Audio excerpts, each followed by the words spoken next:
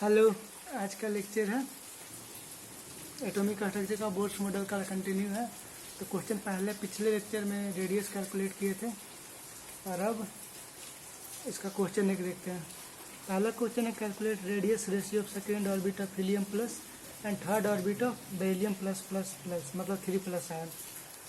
तो हम लोग को रेशियो क्या मांग रहा है, radius of helium plus ion by ratio ही ना होता है, रेडियस ऑफ किसका, बेरिलियम 3+ का। कौन सा ऑर्बिट का, इसका सेकेंड ऑर्बिट का मांग रहा है, इसका थर्ड ऑर्बिट का मांग रहा है। तो आर बराबर क्या होता था जनरल, हम लोग जनरल देखते हैं। आर बराबर क्या होता था, R0 into n² by Z. ठीक है, वही अप्लाई करते हैं। हीलियम के लिए लिखते हैं R0 n², n कितना है हीलियम के लिए सेकेंड ऑर्बिट, n बराबर 2, 4। हीलियम के लिए जेड एटॉमिक नंबर कितना, हाइड्रोजन हीलियम 2। ठीक है, बाई बेरिलियम के लिए R0 n² थर्ड ऑर्बिट के लिए 9 और जेड हाइड्रोजन हीलियम लिखते हैं बेरिलियम 4। ठीक है, ये कट गया, 4/2 इंटू 9 इंटू 4 कितना गया, 16/18 मतलब 8:9, 8:9। ये हो गया आंसर। तो ऐसे ही सब क्वेश्चन रहेगा। तो अब नया टॉपिक है calculation of velocity of electron. कोई पॉजिटिव चार्ज है, उसके अंदर एक फिक्स ऑर्बिट में इलेक्ट्रॉन घूमता है जिसका रेडियस हम लोग पता किए। ठीक है, के सेल में रहेगा तो रेडियस कितना होगा, एल सेल में रहेगा तो कितना होगा, ये सब हम लोग पता किए। अब पता करेंगे कि इसका जो वेलोसिटी है वी वो कितना है। ठीक है, तो हम लोग पता करते हैं। कल ही का सब इक्वेशन का यूज होगा। वैसे डेरिवेशन का 11th है, कोई खास यूज नहीं है, बस उसका रिजल्ट याद रखना। तो क्या था, एम वी आर मतलब एंगुलर मोमेंटम कितना होता था, बोर्स पोस्टुलेट के अनुसार NH/2π होता था। यहाँ से भी निकाल लेंगे, भी बराबर क्या होता है NH/2π into m into R. R तो पता है कितना होता है, ठीक है ना। यहाँ पे दो वेरिएबल है भी और आर, लेकिन आर तो पता है हम लोग को। तो भी बराबर कितना होता है NH/2πm। आर के जगह क्या लिखेंगे, R0 into n² by Z, ऊपर चला जाएगा जेड, तो जेड यहाँ लिख लेते हैं। एक एन से एक एन गया। ठीक है, तो भी बराबर क्या हो गया, H/2πm R0 इंटू Z/n। इतना कांस्टेंट है कि ना, H कांस्टेंट है, 2 कांस्टेंट है, पाई कांस्टेंट है, मास ऑफ इलेक्ट्रॉन कांस्टेंट है, R0 कांस्टेंट है। R0 का वैल्यू कितना था, 0.529। ठीक है, यही था ना। तो भी बराबर इस सब को वैल्यू जब पुट किया गया तो आया 2.18 इंटू 10⁶ इंटू Z/n। ये आएगा, यूनिट आएगा मीटर पर सेकेंड। ठीक है, मीटर पर सेकेंड। ये भी का एक फॉर्मूला हो गया, 2 इंटू 2.18 10⁶ इंटू Z/n।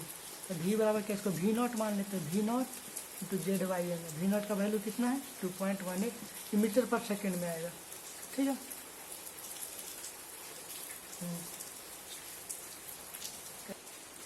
तो क्वेश्चन है calculate velocity of second orbit. A में है सेकेंड ऑर्बिट ऑफ इसका और बी है थर्ड ऑर्बिट ऑफ इसका।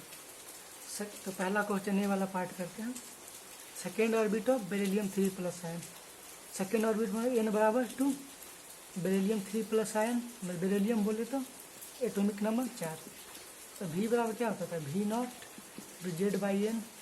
ठीक है, भी बराबर V0 का वैल्यू 2.18 10⁶, जेड का वैल्यू 4, एन का वैल्यू 2, कितना आ जाएगा 4.28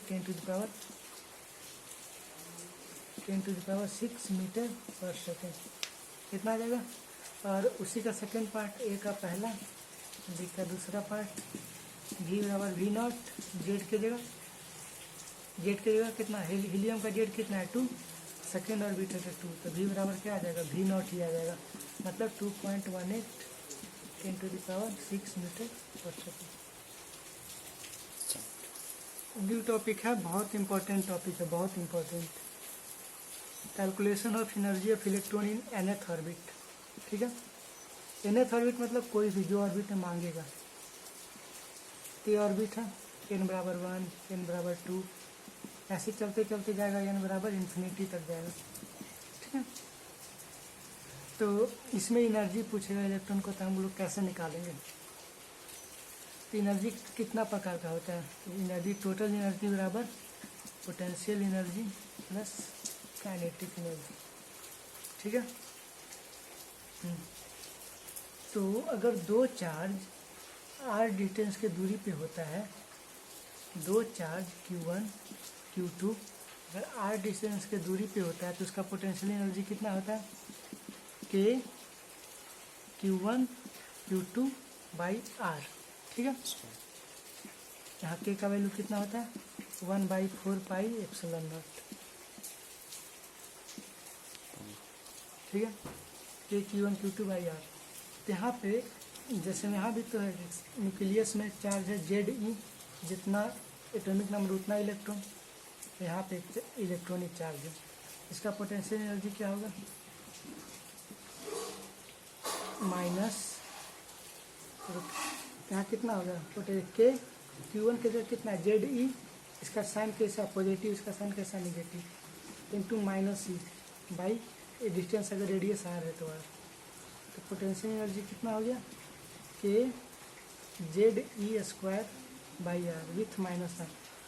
फोर्स में बताया था यहाँ पे R² होता है, लेकिन पोटेंशियल एनर्जी में सिर्फ R। तो पोटेंशियल एनर्जी कितना हो गया minus K Ze² by R, ठीक है। और काइनेटिक एनर्जी कितना होता है, कोई भी चीज़ का हाफ mv² होता है। इतना देख लो फिर आगे बताते हैं, ठीक है। काइनेटिक एनर्जी इतना, पोटेंशियल एनर्जी इतना, इतना हो गया। काइनेटिक एनर्जी बराबर half mv² minus K Ze² by R, ठीक है। अब पहला लेक्चर में हम बताए थे कि जो फोर्स होता है सर्कुलर ऑर्बिट पे कोई भी घूमता है तो उसका फोर्स कितना होता है mv² बाई R, वो बराबर होता था किसके इलेक्ट्रोस्टैटिक फोर्स के K Q1 Ze into Q by R² के बारे में बराबर होता था, ठीक है। बराबर होता था पहला लेक्चर में जब हम लोग रेडियस कैलकुलेट किए थे।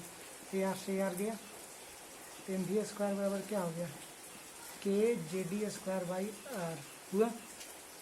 mv² के जगह पुट कर देते हैं तो टोटल एनर्जी कितना हो गया 1/2 mv² की जगह K Ze² by R minus K Ze² by R। तो टोटल एनर्जी कितना हो गया इसको कैलकुलेट करेंगे minus K Ze² by 2R, जो हो गया हमारा टोटल एनर्जी, ठीक है। देखो टोटल एनर्जी इतना है, आई पोटेंशियल एनर्जी काइनेटिक एनर्जी यहाँ पे तो कोई ज़रूरी कोई दिक्कत नहीं इससे, ये पोटेंशियल एनर्जी देखने में खाली अच्छा लगेगा, ठीक है। काइनेटिक एनर्जी कितना होता है half K Ze² by R, मतलब जो काइनेटिक एनर्जी होता है वही टोटल एनर्जी होता है, देखो ना सेम है लेकिन minus sign. Kinetic energy total energy में सिर्फ इसका साइन का डिफरेंस होता है, और इसमें देखो kinetic energy potential energy total energy में कितना अंतर है। पोटेंशियल एनर्जी क्या होता है 2 टाइम्स टोटल एनर्जी, ठीक है। ये जो है इससे दुगना है ना, ये रिलेशन भी याद रखना इम्पोर्टेंट।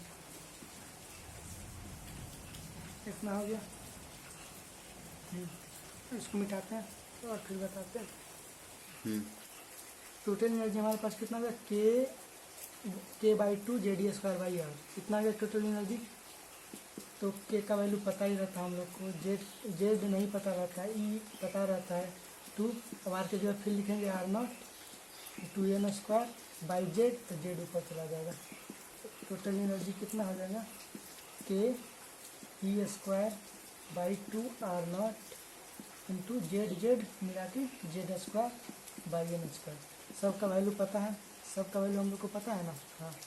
K का वैल्यू पता है, E का वैल्यू पता है, 2 का वैल्यू पता है, R0 का वैल्यू पता है। R0 का वैल्यू 0.529, तो इस सब का वैल्यू कैलकुलेट करेंगे तो minus 13.6 into with minus sign होता है ना, हाँ विथ माइनस साइन होता है, minus 13.6 into Z² minus n² electron volt, electron volt में आएगा। ऐसे बहुत ज़्यादा आता है, इसलिए इलेक्ट्रॉन वोल्ट में लिखे तो कम जाएगा।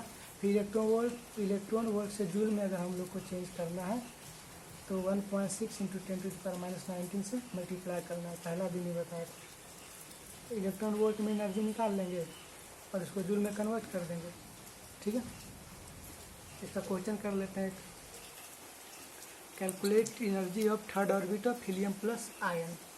ठीक है, तो एनर्जी बराबर क्या था, टोटल एनर्जी बराबर या एनर्जी बराबर -13.6 इंटू Z²/n²। -13.6 जेड कितना है, और हीलियम है ना, हीलियम के लिए जेड 2, तो 2 का स्क्वायर 4, एन कितना है 3, 3 का स्क्वायर 9, तो -13.6 इंटू 4/9 क्या है, इलेक्ट्रॉन वोल्ट। इसी को जूल में मांगता है हम लोग को। -13.6 इंटू 4/9 इंटू 1.6 इंटू 10⁻19 जूल। ठीक है, रहने देते हैं आज।